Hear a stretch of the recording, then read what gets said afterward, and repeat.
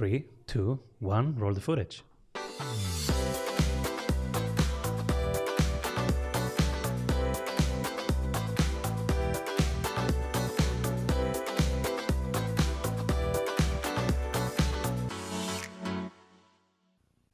Where there is risk, there is opportunity. Two sides of one coin. I have asked Scott Griffith to come and explore with us both sides, how to model risks, understand risks, manage risks, and how to, of course, leverage the opportunities on the other sides. I'm glad that he had time to be with us. Welcome, everyone, Scott Griffith.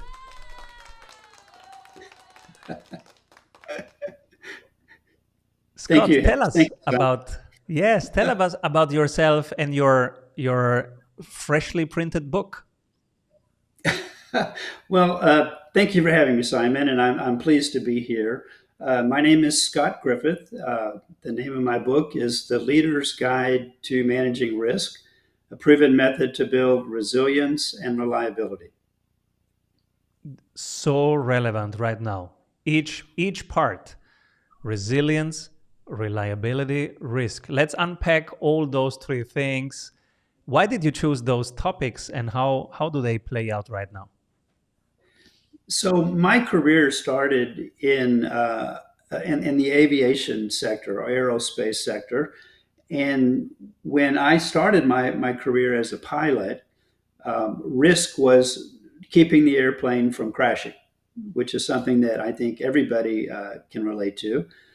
But as I progressed in my career, I learned that the things that organizations and businesses do to be safe can also be applied in other areas. So when you start a business or when you're engaged in entrepreneurship, you're looking to manage risk, but as you pointed out in your introduction, with risk comes opportunity, and you can't have one without the other. So I wanted to write the book to describe proven strategies that are scientifically based that can help an organization be better at what they do, that is, being safe, achieving higher revenues, protecting customer privacy, and all the things that we value in our businesses.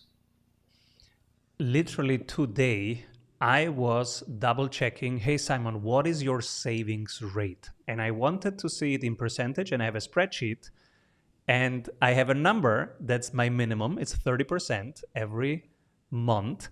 And I literally double check it. There is no immediate urgent reason to have a savings rate above 30% as a human being, as a household, right? But to me, this is important risk management, because in 6 months, in 12 months, in 10 years, in 20 years, I can leverage opportunities if I do this right now.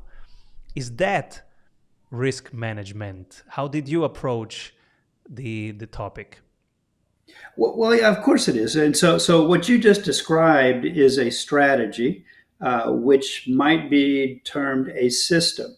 So what I've learned over the years is that the world around us, and this is a very technical, geeky term, Simon, but it's a scientific term, that the world is socio-technical, meaning that we are people, the socio, and the technical part of it is the systems, the technology, the environment that we create. So if I'm trying to lose weight, for example, I can follow a diet, but there are thousands of diets out there available. So you might say a diet is a system, Mm-hmm. and now how I perform inside that system will depend upon me and my behavior. So your saving strategy is a good one. And I would assume, Simon, that your saving strategy is for the long term. So you're looking for the amount of money or revenue that you can bring into a savings plan, and it's the total area under the curve over an extended period of time. It's not wise to go rush out for high returns short term if that poses untenable risk in the long term. So whether you're looking for retirement savings or looking to invest in property or other aspects of a business, your strategy, your saving strategy should be aligned with your tolerance for risk and your long-term goals. what was your process of finding out what are the proven risk management? Is there a science there? How did you research? There's a blended science, and it's a quirky story. I was trained in college as a physicist, and I was also an airline pilot. And in 1985, I was walking around an airplane from Dallas, Texas, to fly to New York for American Airlines. And I looked up in the sky and I saw another airplane coming in, and it was in distress. And the plane got too low on landing, struck a car on a highway, bounced up, and then the left wing of the aircraft struck an above ground water tank or tower, and the airplane crashed. And it was a horrific event that affected me greatly. It turns out that accident was caused by an invisible wind field known as a microburst. And up till that time in aviation, the airline industry had not recognized the dangers of that particular phenomenon. So I took a leave of absence from the airline and went to work for NASA as a physicist developing a laser system to look ahead of the aircraft. It was called LIDAR. You may be familiar with the term LIDAR. They use those in lots of areas today. Autonomous vehicles, for example, use their sensors. But we developed a technology that could sense ahead of the airplane in clear air. Prior to that, radar, these microbursts were typically invisible on radar. So that metaphor to me was we can only manage what we see and understand ahead of us, whether it's a pilot flying a plane or a physician treating a patient or a CEO or manager running a business. If we don't see and understand the risks ahead of us, nothing we do with our systems, nothing we do with our behavior will get us to a safe landing. So it became a blended science of system engineering, understanding systems, understanding the way people behave and act, human psychology, and even neuroscience, the science of the human brain, Mhm. and also a discipline from our legal systems. And whether you work in a system in the US or a system in Europe, the legal systems around us influence how we hold people to account or how we manage human behavior. And those systems, those legal systems, penetrate into the work environment in the form of rules, policies, regulations. Typically, big companies have human resources departments. And those rules and regulations are designed to keep you safe and compliant with the law, but they don't always do a good job of managing risk. They become Mhm. what we call very outcome biased. So that blended science of system engineering, human psychology or human behavior, and the law comes together, three different disciplines to help us manage, see, understand, and manage risk more effectively. I used to teach strategic management in St. Gallen, and one of my modules was implicit and explicit controls. So, how can you build in things that pop up on their own and that have people self regulate and be incentivized to take the right decisions and to push up signals, risk signals early, versus having mechanisms from the outside that sometimes have a lag or create a culture where people don't look at risks? So, how do you instill that accountability to look at risk so that risk management becomes something that everybody looks for and feels responsible for? Wow, so I mean that's one of the best questions I've heard in quite some time. What we typically do in most businesses is we reward outcomes. We reward results. But if your business, particularly if you're in what we call a high consequence sector like aviation or healthcare or nuclear power, it's very dangerous to reward results without examining the systems and the behaviors that produce those results. So if your goal in a business is to be successful for the long term, First, you must recognize in your business what's necessary for your survival and how can you become reliable. So, as an example, when Mark Zuckerberg created a little platform called Facebook years ago, he wasn't thinking about protecting people's privacy. He was trying to create something new and exciting, which he did. Years later, the US government fined Facebook for not recognizing that they were harming people by not protecting their privacy. So these types of threats can put people and organizations out of business. So your answer, I think, or your question, my answer to your question is, for any business, we must look to what is needed for our success. Mhm. What are we good at doing if we make a product or deliver a service? What are we good at doing? But what can go wrong in that process? So we must look equally to risk and opportunities. Then we incentivize people to get results the right way, not just rewarding great.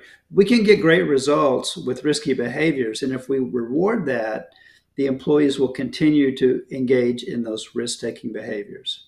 We saw that in the US in the 12, 14 years ago in the financial collapse, where Mhm. we had very risky financial instruments being Mhm. pushed out to the public. Yeah. And of course, there was a collapse in the housing market for a short period of time.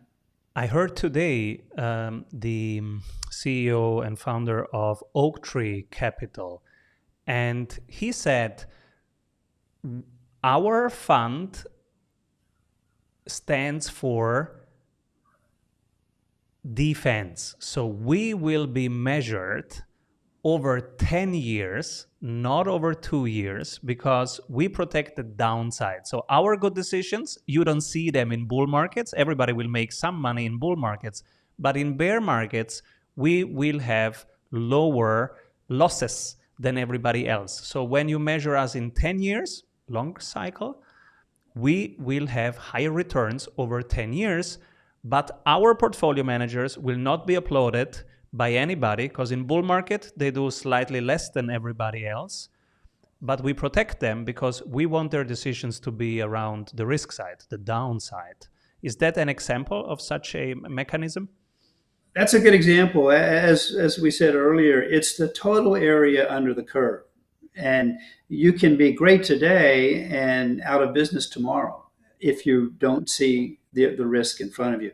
And most organizations don't measure risk, they measure results. So Yes. if we shift that paradigm to say, let's look at both. We're looking for long-term results and we assess the risk. Now, every financial investment in the US, and I would assume it's the same way in Vienna and all over Europe, Simon, is the investors will tell you past performance is not a guarantee of future success. Mm-hmm.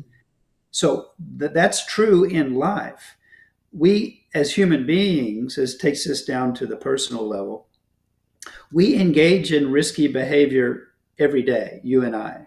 We Mm-hmm. stand on the top rung of a ladder, or we drive over the speed limit, or we may drink one glass of wine and drive the car.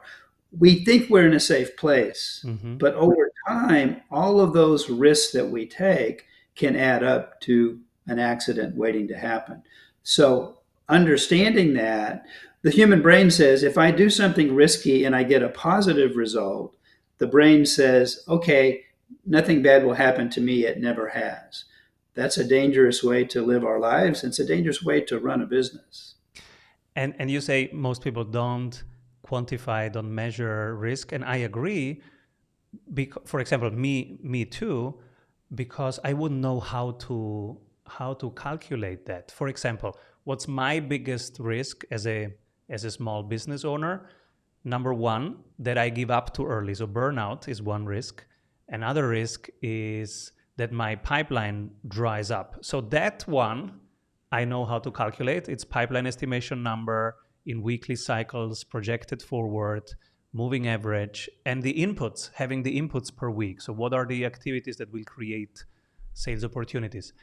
But burnout or giving up, I don't know how to quantify that, how to calculate that.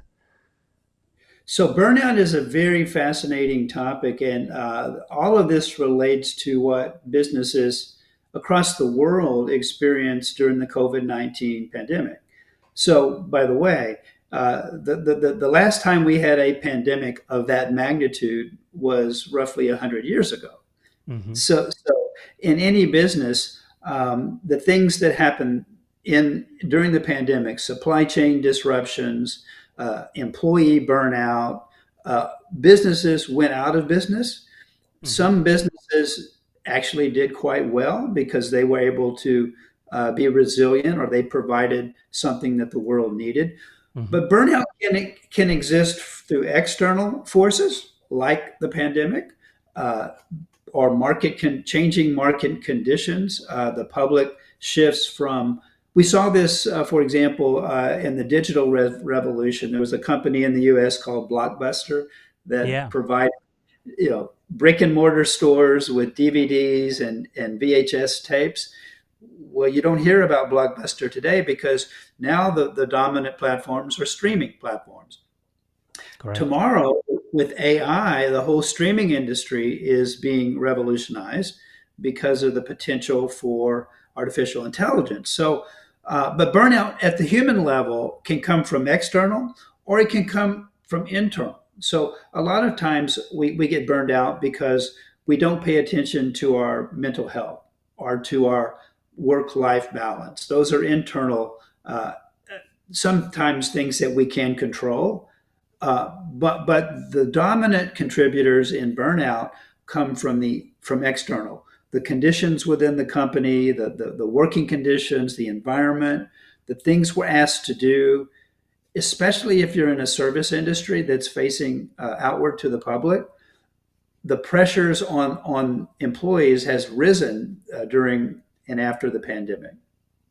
Like right now, I can't control my camera, but most people are listening to this anyway, so they won't even recognize it. So, of the four strategic advantages, brand, community, switching costs, pricing power, which one is your moat, your strongest one? For my company, or Hmm. for my Your company. for my company, brand is everything, Mm. because I have a very small company with a very large objective, and that is we have written a set of standards that make organizations highly reliable. And we believe this is a universal standard. It works in high consequence industries, as I mentioned before, like aviation Hmm. and healthcare and law enforcement and nuclear power. It also works in any business that has a product or service. Hmm. We believe this standard makes organizations more reliable, and it starts with something we call collaborative just culture, Hmm. which means we bring people together, working management and labor forces working together for the good of the company. So that standard has started to become recognized in the US. And we have worked with an external partner that comes and independently audits it. And they are a global audit organization called DNV. They're based in Norway. They audit externally to quality principles. So we go in and help organizations become more reliable as consultants. And then this company, DNV, comes in and does an external independent audit. So our brand is built on collaborative high reliability and collaborative just culture. I love this. And which one is your highest risk of those four? Brand is the strongest. What is your highest risk, and how do you manage that? I think our highest risk, which we are a niche company, we do something very specialized. Our biggest risk is a lack of public awareness of what we do. So I think in our area, marketing is a key driver for sales for us. Hmm. You talked about a sales pipeline. Hmm. So my risk is that we give great detail, care, and attention to our current clients. But if that's all we do, if we're not out there marketing what the standards are, then the sales pipeline won't grow. So for me, it's being able to get our brand in front of the right organizations, the right people. That's what I hear a lot from small teams. Hey, I'm solving my clients' problems, but when do I solve my problem? Like pipeline steadiness, pipeline repeatability, pipeline maybe even automation or de-risking the pipeline. Um, Absolutely, absolutely. who are your ideal collaboration partners? Well, we work with some of the best in the world at what they do. So we have connected uh, in healthcare. We work with the Harvard hospitals here in the U.S. It's called Mass General Brigham. We have a great hospital in South Florida, Tampa General Hospital. We work with a global emergency medical services company. So those are our clients, but our partners are, as I mentioned, DNV, which is completely independent of us as a business. Because we don't want to have an auditor with any conflicts. So they have become a great independent partner with us because they do what they do extremely well. We also partner with regulators across the world because what we found is that any industry where regulation is important, a regulator has a powerful influence on the way businesses are run. So we love working with regulators, and we also work very well with labor associations and labor unions. So those groups are part of the collaborative style that we engage in anytime we go in and work with a new sector. And now to my favorite part, you as a person, after one word from our sponsors. What if your business would run well even when you are on vacation? Discover how 1,600 business owners have regained their freedom using the Strategy Sprints blueprints. How they enjoy living their dream and watching their business scale. Get the exact checklists they use to go from stressed to fulfilled using the Strategy Sprints method. Order your copy of Strategy Sprints 12 Ways to Accelerate Growth for an Agile Business on Amazon today. And if you love it, leave us a review. For more information, head over to strategysprints.com. What makes you happy as a dog? Well, dogs make me happy to start with. I love animals and I love seeing my children play with animals. But what makes me most happy in my professional life is working with organizations outside of my experience, teaching them our methods of reliability, and seeing them take those concepts and apply them in ways that I would not have been able to do on my own. So, people that see this work, understand the science, apply it in their business, and they report back that they have gotten amazing results. That makes me very happy, Simon. What are you doing to supercharge your relationships? Well, our collaboration partners are vital to our business. And so, as we spoke earlier, we're not looking for only getting short term returns. We're looking for short term returns that can be sustained over time. So, to do that, we recognize that we need collaboration partners like DNV, regulators, and labor associations. When we work together, we see amazing results. You've heard the expression that the whole is greater than the sum of its Mm-hmm. parts. Mm-hmm. That's our philosophy when we go in and start working with an organization. And who do you envy and why? I envy people who have the confidence to stay on course with their business, where they see others or competitors uh, following every trend that comes up. But the long term successful businesses that know who they are, they know what their brand identity is, they do what they do extremely well, and they know how to protect their assets against external disruptions. Those are the companies that I admire. Individually, I admired a scientist named Richard Feynman. He's one of my heroes, but he was Yeah. a pioneer in the field of physics, and he's one of my personal heroes. Oh, absolutely. We love him also, absolutely. And what's your favorite book from him or lecture? Or Well, you might see in the back of my office here, I have his Feynman lectures. And what he did at Caltech University was he taught a series of freshman physics classes at a very high level in a way that anyone could understand. So he had a bet with a friend of his that he could teach quantum electrodynamics to freshman students. And this series of lectures did. And he looked at the world in a very unique way. So I admire that. a wonderful example for how to use the scientific method like anywhere, right? And how to Exactly. tackle really big problems. Your book is called The Leader's Guide to Managing Risk, a proven method to build resilience and reliabilities. Just came out with HarperCollins. Where can we grab the book? Where can we be part of your journey? Well, you can find the book just about on any of the major bookseller platforms. You can go to my author website at theleadersguidetomanagingrisk.com, or you can go to my business website at sgcpartners.com, or you can just Google the name K. Scott Griffith. And if we want to be less risk averse and more risk intelligent, how can we work with you? Well, you can contact me and we'll have a conversation about who you are, what your business does, and how we can help. We like to say that we started our business in the field of high consequence industries. High consequence meaning when things go wrong, they can go wrong catastrophically. But today, I have come to believe that every business is high consequence.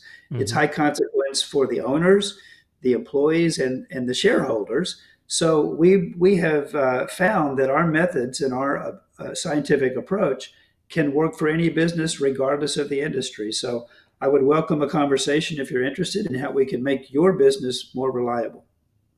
I love this. And what's your favorite social media or website where we should go? Well, you can go to our platform at sgcpartners.com. We're constantly changing the information we have there. We have built a learning management system that's very exciting with hundreds of very short videos that people can learn about our methods. But I also follow others on LinkedIn and different platforms out there. I even go so far as to watch TikTok. There are some amazing videos on several of these social media platforms.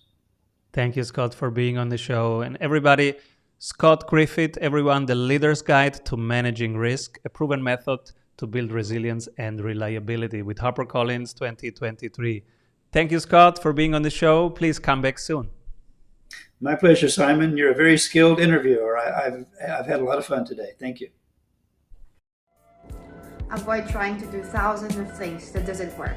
We have 274 templates for your business success. Reach your ambitious goals with one-on-one sprint coach. We double your revenue in 90 days. What if your business would run well even when you are on vacation? Discover how 1,600 business owners have regained their freedom using the Strategy Sprints blueprints. How they enjoy living their dream and watching their business scale. Get the exact checklists they use to go from stressed to fulfilled using the Strategy Sprints method. Order your copy of Strategy Sprints 12 Ways to Accelerate Growth for an Agile Business on Amazon today. And if you love it, leave us a review. For more information, head over to strategysprints.com.